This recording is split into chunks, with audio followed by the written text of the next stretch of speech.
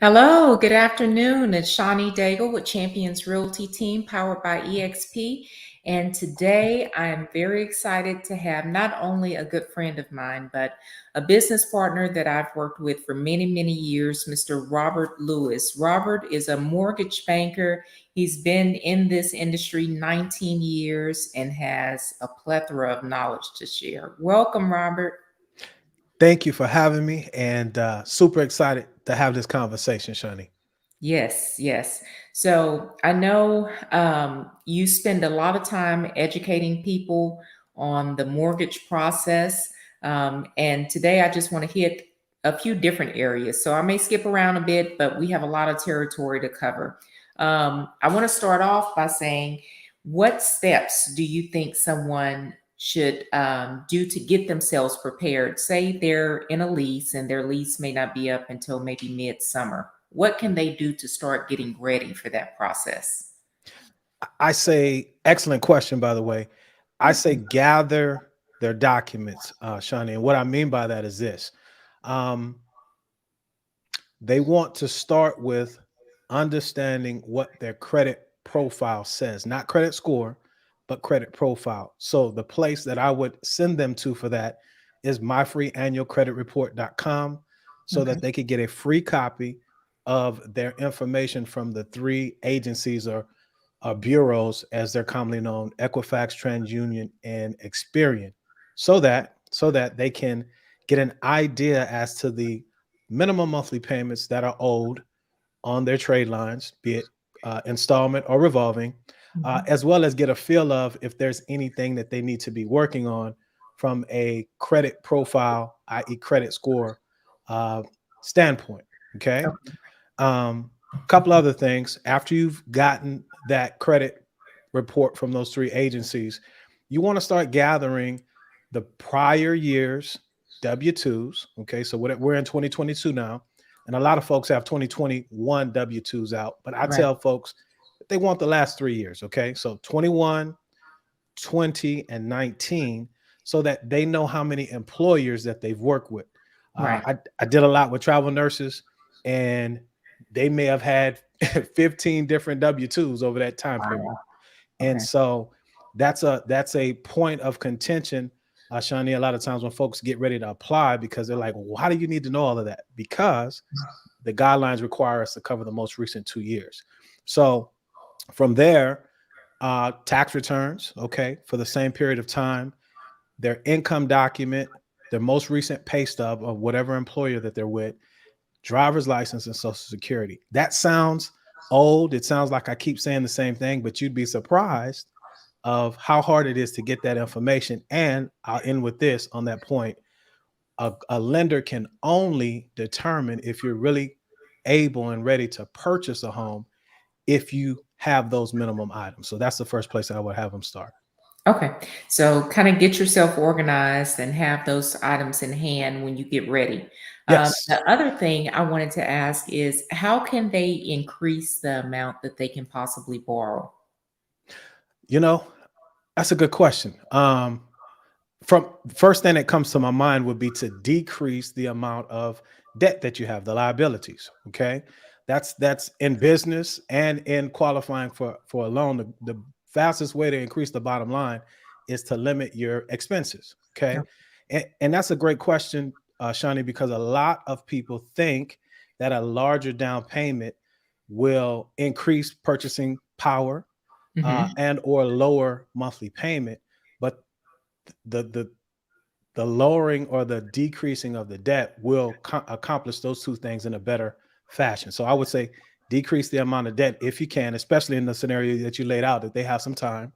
Um, Obviously, increase your income. Now, that might be tongue in cheek. You might not have the ability to do so, Right. but you possibly can with a cosigner.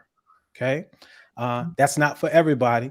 I tell my kids I'm not cosigning for nothing. On anything. Right. For Nathan. But fun fact, I'm working on a deal right now where it's a brother and sister. Hmm. Brother has not had the 2 full years of self-employment, or he's in a business, and so sister was able to come in, help them secure the home, and the mindset is obviously After he's been in the house 6, 8 months, we come back and refinance back in his name. But got to be very careful with those types of things. So I think I'll leave it there. Minimize your expenses if you can, increase your income. And if you can't do that, if you have a great relationship with somebody and you have good credit and you're Yeah. going to pay it back, cosign. Okay. Now, one of the things that I was going to say, as far as trying to address some of their credit issues, I know a lot of people like to go to credit repair companies first. Mhm. Do you suggest they come to the lender first so that they'll know exactly what they need to pay off? You're going to get me in trouble, Shani. So I'll say this. This is the political answer. Again, if you have some time and you just are in love with that concept of, I call it credit restoration. Right. Okay. And you want to go that route. Here's the caution to that. Make sure you understand what that company is doing, especially in the way of disputing items. Because once you do come to someone like myself, a lender, you have to make sure that all disputes have been resolved. That's the biggest thing that I see with that. Now, preferably, I'd rather you come to a lender first.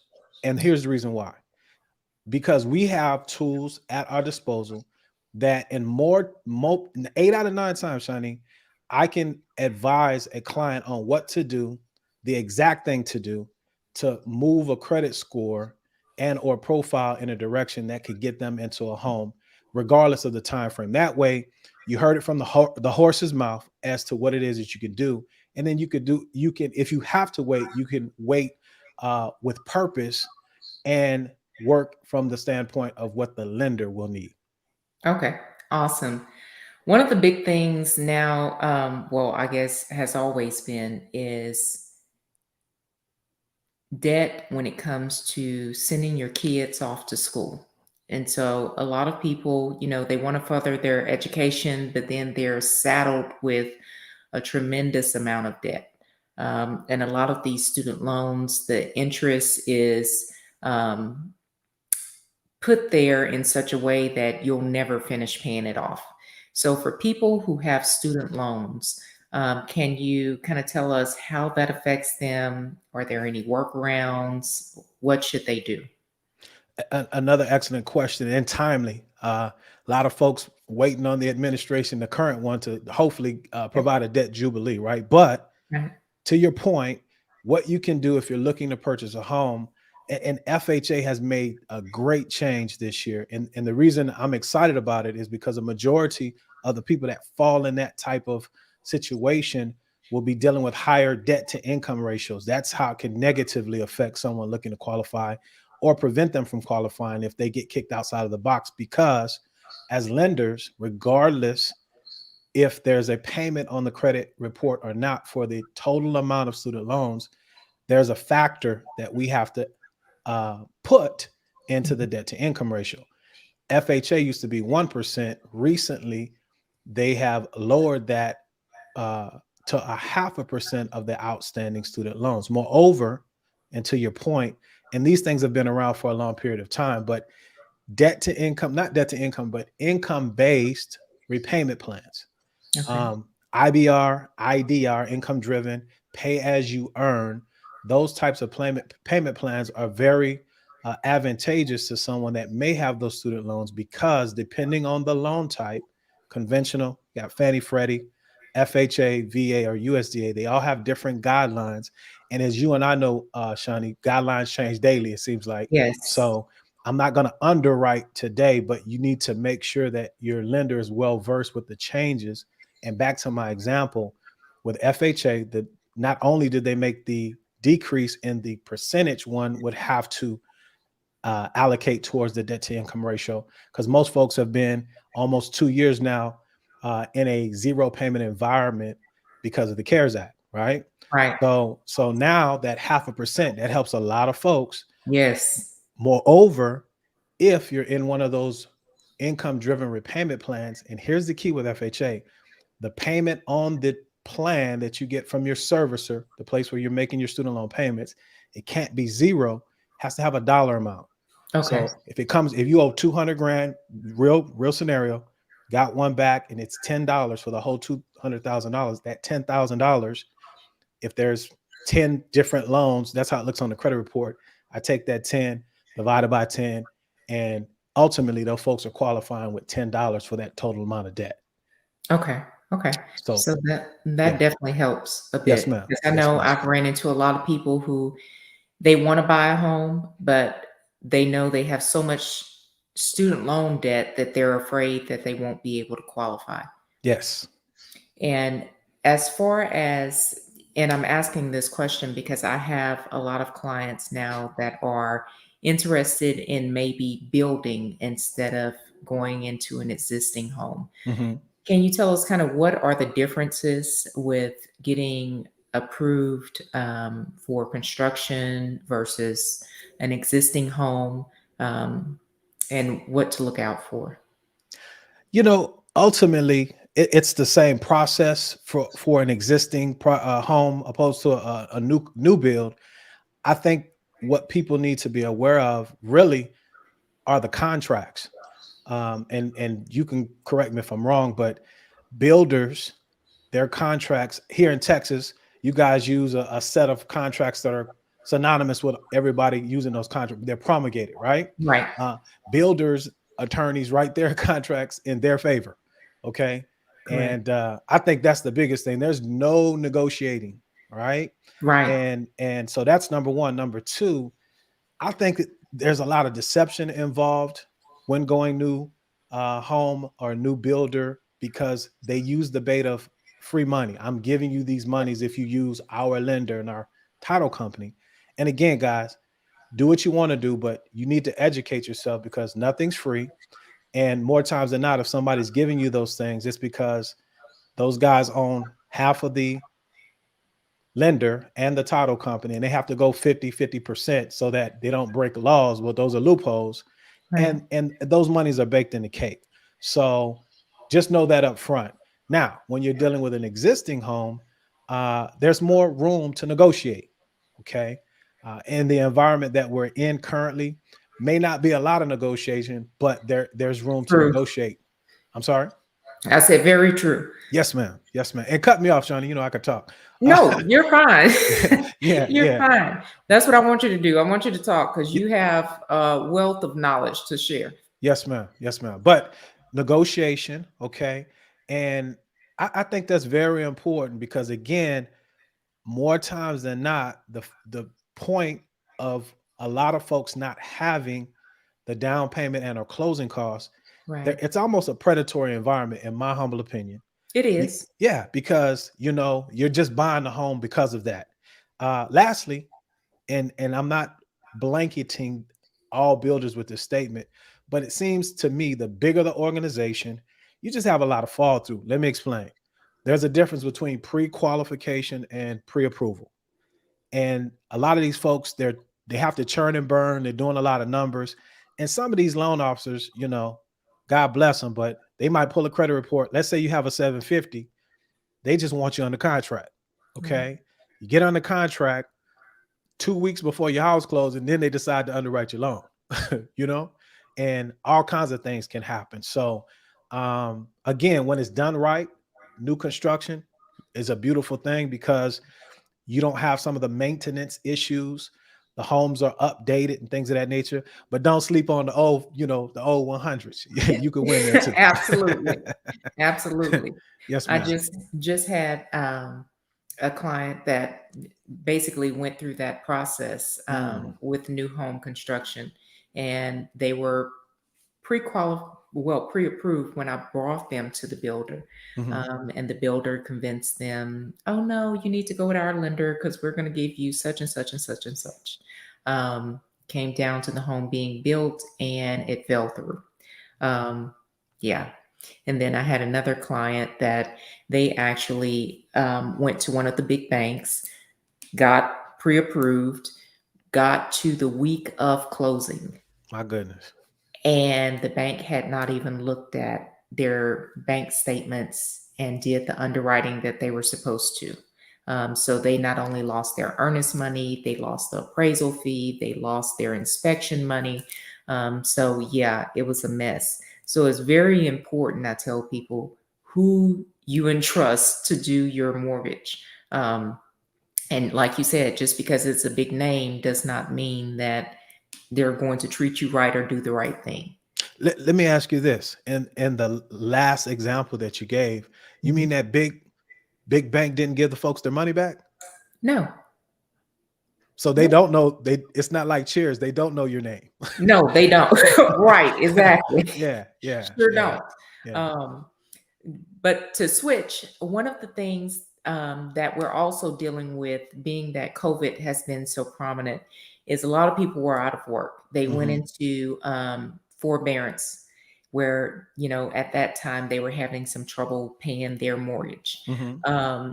Let's say someone has been in that situation. What can they possibly do as far as either refinancing, or if they now want to sell and buy something else? It's real simple. Depending on who is the ultimate owner of your loan. So most folks can go into whatever browser that you use, who owns my loan, either Fannie or Freddie, and type your address in, go through a couple of disclosures, and I'll let you know. But ultimately, here's the deal. Once you're outside of forbearance, okay, if there wasn't a restructuring that took place, and let's talk purchase first, there wasn't a restructuring that took place, and you show that you're current, you've made the most recent 3 months. So in this example, we're going into March. So my December, January, February payments are made. I'm up to date. Right. Okay. As well as you've caught up the payments for the time that you were in forbearance. I'm talking to folks that didn't get a restructure. Okay. Okay. Because a lot of folks did that. They took advantage. Hey, I'm going to hold off. I don't know what's going to happen. Um, did a refinance earlier, mid part last year, kind of the same way. The guy said, hey, I made all the 12 payments back and I can show that I'm current, didn't miss a payment. Then we were able to refinance him Okay. after we could show that 3 months. So 3 months is the key. Now, if you restructured your deal, maybe they amortize it out 40 years or what have you, you're back on your feet. You have to show that you've made 6 months of on-time payments in your current. And as Okay. long as everything else is in place, you should be good to go. Okay. All right. So good. So for people who are in that situation, like you said, you just heard it from Robert, that don't let that stop you. You can buy or you can refinance as long as you're up to date. And then I know a lot of people don't know one of the options that's called recasting their Mm. mortgage. Let's say they just came into a large amount of money, whether, let's say, it was a settlement or someone passed away and left them money or whatever the case may be.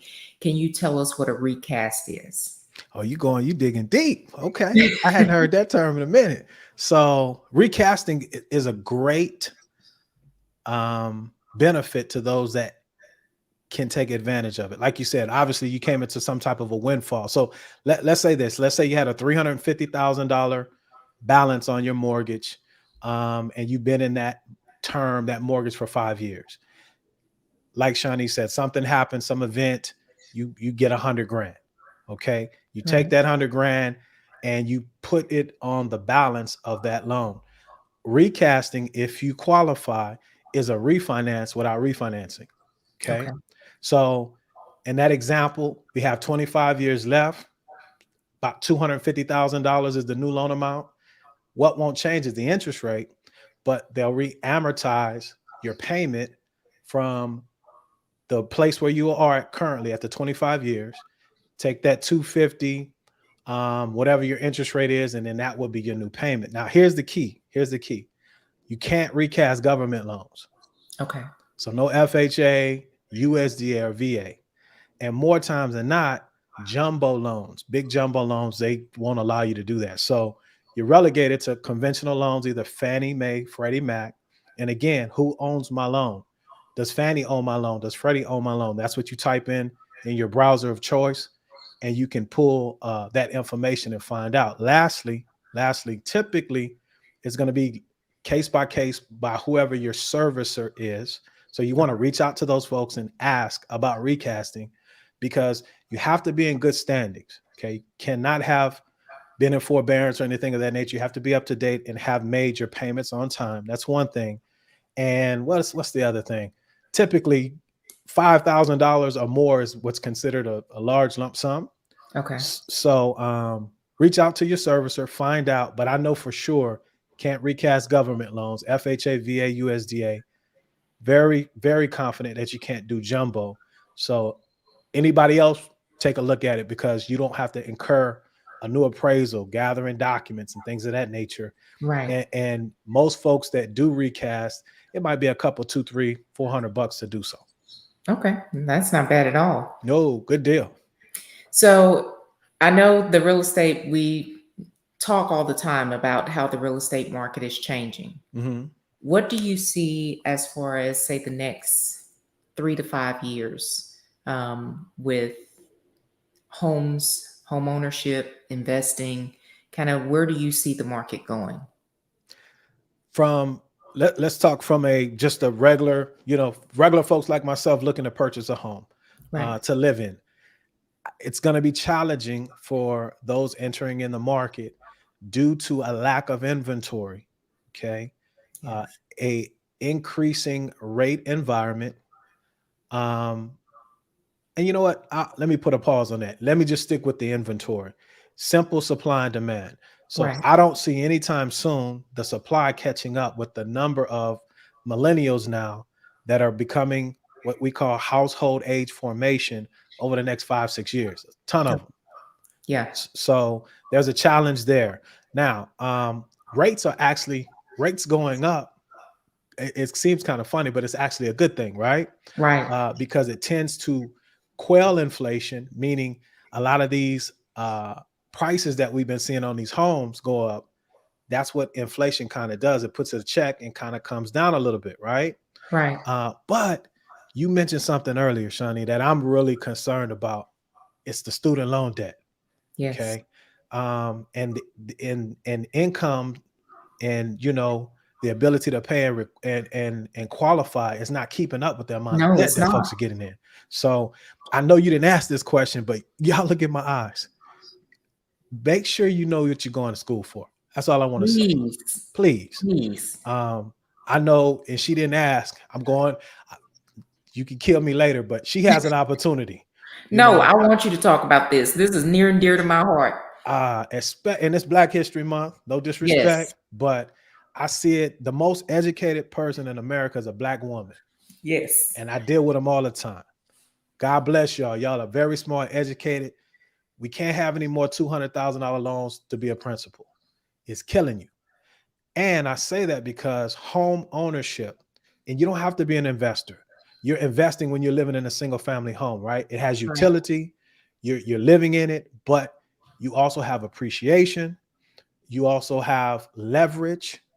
And I know we all can give you stories over the last 2 years that if you bought 5 years ago, think about it, Shani. Some of the folks that Yeah. we were pushing to buy 5 years ago, they thanking Absolutely. Jesus right now. Yep. They like, we cashing out. Some folks making 200 grand, you know? Very So true. yeah, we got to get you in the game. So that's what I'm concerned about is the amount of debt. So we got to start putting the word out, professionals like ourselves. There's other opportunities, and real estate is a great opportunity. And if you want to get into the industry and learn how to do it the right way, get with Miss Daigle because she has an opportunity. Now, that's my PSA. Uh, investors, you got to have some money, investors. Okay. Um, and the reason I say that is because big bank take little bank, and I don't mean to bring the level of your show down, but I'm everyday people. We real. Yeah, there you go. Let's keep it real. So institutional investors, they're able to go to the Fed window Right. and borrow this money at 1%. That's why you see a lot of these folks going in and paying over asking price because it's equivalent to 3-4% to us. They're buying whole neighborhoods. Yes, they are. So what I see with that is this: a lot of folks aren't going to be able to buy, and that's a problem. Everyone shouldn't own a home. It's a privilege. It's not a right, Mhm. but it's one. I think it's the number one way to build wealth, humbly. It is. Just when you look at the tax benefits and things of that nature. So, investors, back to that point, I don't see a lot of foreclosures coming on the market like it was after 2008, going into 9 and 10, There's because not. there's so many people absorbing these homes. And then you got to ask yourself, why, Shani? Why are they telling folks to rent, but they buying everything? Right? Exactly. So there must be something there. Okay. So I don't want to ramble anymore. To your point, great time to buy, even in a higher rate environment. That's why her very first question, you have to know your numbers, right? In the Absolutely. banking industry, they call it KYC, know your customer. No, you need the KYN, you need to know your numbers. Numbers. And then from there, it doesn't matter, right? Folks that bought a $90,000 house 5 years ago, they're benefiting. They Right. benefited. So we just got to get in where we fit in. And if I answer the question, You did. that's my opinion. You know, I'll say probably starting about 5 years ago, we had this conversation, and I also had this conversation with my mother when I noticed that apartment complexes were popping up everywhere. Everywhere. Yeah. Everywhere you looked, it was an apartment complex. Mm-hmm. And then I saw these big companies really getting into buying houses, and we said, "Ah, I know where that's going." People are gonna it's gonna get to a situation where people aren't able to buy. They aren't the prices on everything is gonna go up. They're not gonna have the inventory. And sure enough, if you would have followed that conversation, that's where we are today. And like you said, as far as for young people, I have two young sons. My 19-year-old, I encouraged him. He at first wanted to go into school for nursing. And I said, okay, if that's what you want to do, I sent him to college for nursing. And after the first semester, he came back, and I think he was a little afraid to tell me. He was like, Mom, I need to talk to you. I said, what is it? Yeah. And he goes, I think this isn't what I want to do. I think I really want to go into real estate. And I said, okay, we can get started. So he was like, but I put in him early, you know, started teaching him the real estate game, and he flipped his first property at 18 years old. And I think that's what kind of Awesome. opened his eyes to the amount of money that he really could make in real estate. He has his real estate license now, and he's learning, the industry and the process. But along those lines, I think it's important that we give our kids options. Yes, ma'am. Now, if he chooses to go back to college later for something else, great. But the more options he has, the better off he'll be in life, because it doesn't make any sense to keep putting your kids in enormous amounts of debt, and then they can't buy a house, they can't buy anything in their name. Their credit is screwed up. Um, and they have no way to make money if they can't get a job. And that's what's happening. Unfortunately, some of them cannot get a job. So how are they going to pay the debt that they have? There's a lot of trades that pay really well, especially down here in Southeast Texas. We're next to the Gulf. We get hit almost every year with a major hurricane or what have you. There's a lot of trades that make ridiculous amounts of money. Robert, you see it. You deal with Ridiculous. people's finances. Yeah, I mean, ridiculous. they basically write their own checks. Right. So there are options, and we need to be exploring some of these, especially for the younger generation that are coming in, that they're not reliant on somebody else to hire them to be Yeah. able to pay their bills. I, real quick, I have a young man coming on tomorrow, and it's real estate related, home inspector, right? Right. These guys making 200,000 a year. Right. And And the class is 30 days. exactly. I mean, you look at 30 days versus my son finished his real estate license in 2 months. And the That earning versus potential is 4 years. unlimited. Yeah. Right. Yeah. Yeah. And they're making, like you said, Robert, over six figures. I Yeah. mean, Yeah. at some point, you have to step back and say, okay, is what I'm doing actually working for me? And if it's not working for you, then you need to adjust. Stop. Yeah. Yeah. You don't that and Shani, I appreciate you. I appreciate you. I appreciate you because there's been a negative connotation if you don't go to college. And Right. I love education. I don't like the cost. Right. So, like you're saying with your son, he's young. This is when you take chances, That's right? right. And you can always go to school. I didn't say don't go. I said don't That's get what in we're debt. saying. Yeah, Yeah. don't get in debt. Yeah. At least at that point, then you have a way to make money while you're going to school. So you're not just incurring debt with no way to pay it. Yes, That's the ma'am. key. That's what we're saying, not speaking against college. No, no, no, no, no, no. And Right. you know what? This is what I find, Shawnee, and I'm through with that. I ask folks, especially young folks, all the time. Okay, I'm gonna give you 100 grand cash is yours. Right. Now you have to take the 100 grand and pay for the college. They won't do it. No. Mm-mm. So there's a disconnect with the debt because it feels, they always, if I hear somebody else say, I feel like, who, I don't care how you feel. Thank you. Yeah, look, what's the numbers? What's the actual, get out the That's it. metaverse. I know it's coming, but we Right. living every day. You got to quit feeling because those same folks that feel good when they 26, 27, if I hear another person say, I wish somebody, I'm Which telling I, you now, yes. we telling you now, don't do Right. it. Let me quit That's it. preaching. Let me quit And people preaching. still gonna do what they want to do, but Yeah, can't but say you weren't told. we got something out here on video now. We could go back. Right. See that? Watch it. February the 10th. We told you. That's it. Yes, ma'am. So Robert, back to I digress, Yes, ma'am. like you say all the Yes, time. ma'am. Yes, I ma'am. digress, but getting back to for buyers and sellers, Mhm.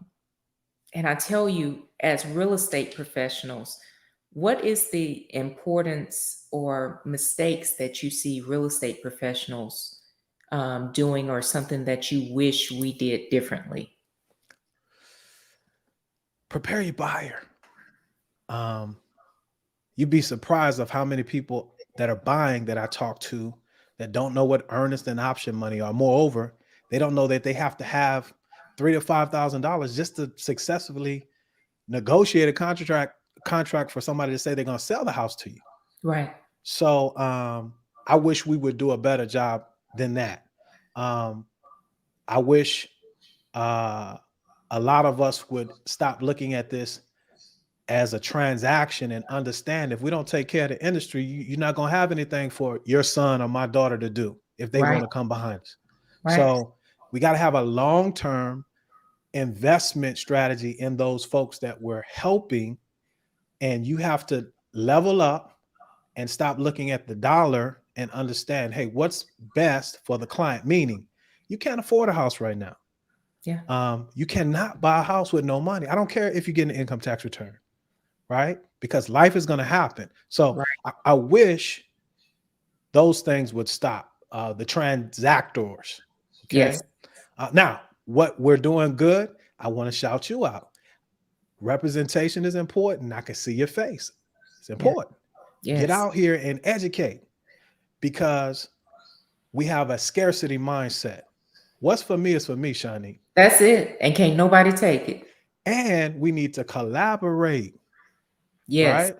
Absolutely. So I think I answered your question. Because see, I'm trying to get better on my interviews because I start preaching. I'm No, nuts. I want you to. I want you to. Like Yeah, I said, yeah. every time, you get to talking, there's always gems that you're dropping. Yes, ma'am. Yes, ma'am. So, but let's go over right quick for people, like you Mhm. were saying about the earnest money and the option money, because you're right. A lot of people don't know that.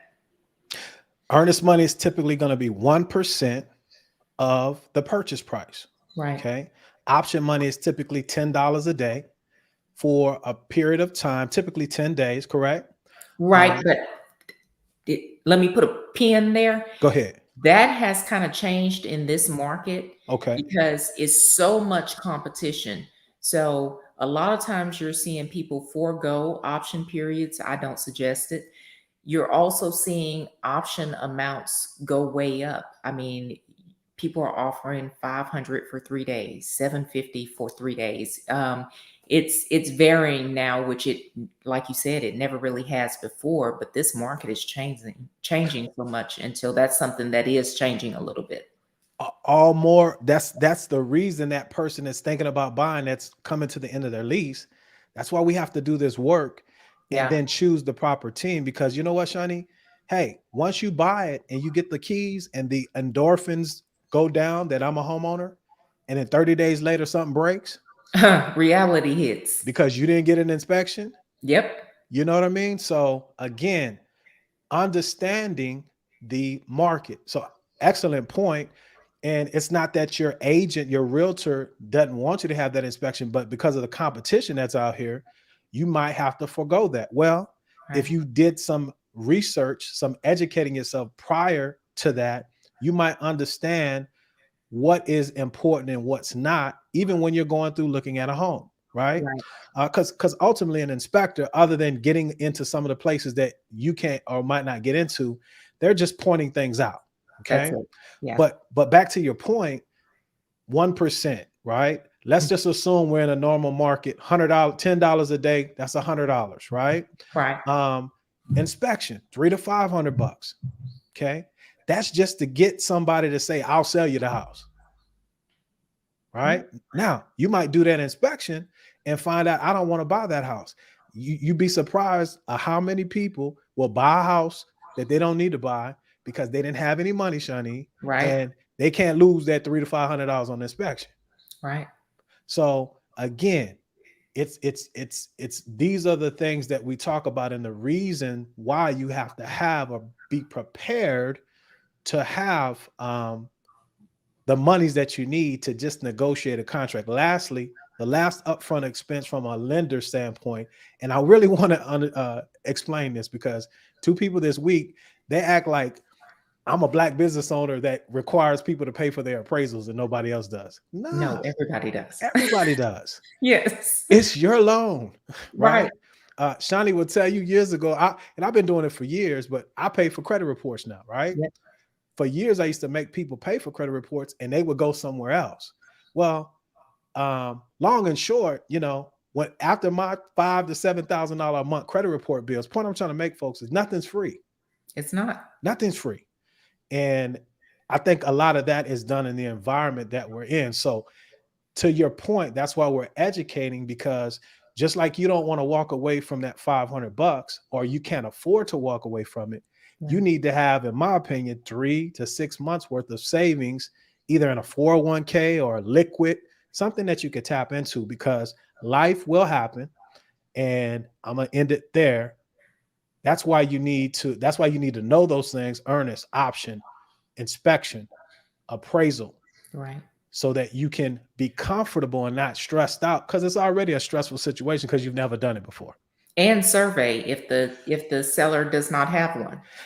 And the only reason I didn't bring up survey is because a lot of times that could be invoiced. But to your Right. point, I'm noticing these title companies, they're Yep. like, we're not ordering the survey until we get a personal guarantee or That's it. the buyer pay, because folks aren't paying for them. And they're getting tired of getting stuck with them. And they're Yep. getting tired of getting stuck with them. So again, you got to have the money.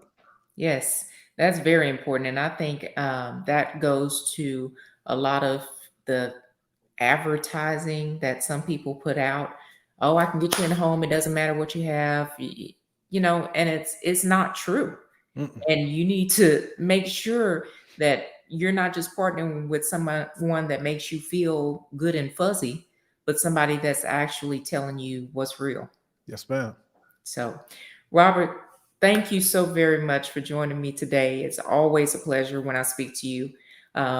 Anyone who is looking to buy a home, get a mortgage, please reach out to Robert. His link is below, his phone number. And Robert, is there any other platforms or contact information that you would like to share?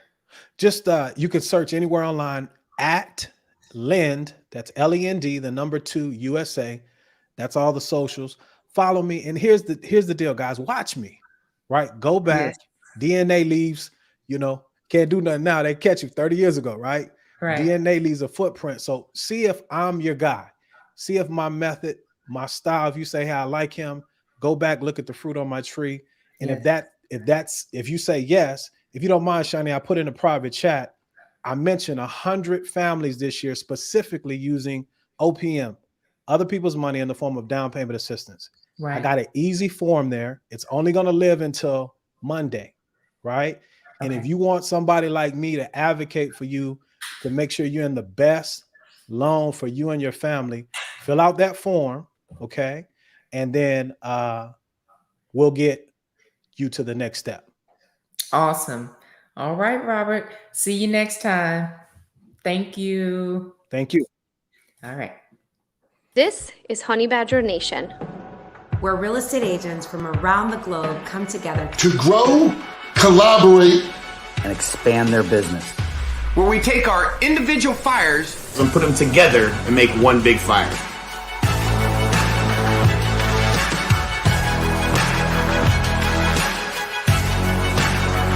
This is the Honey Badger Nation.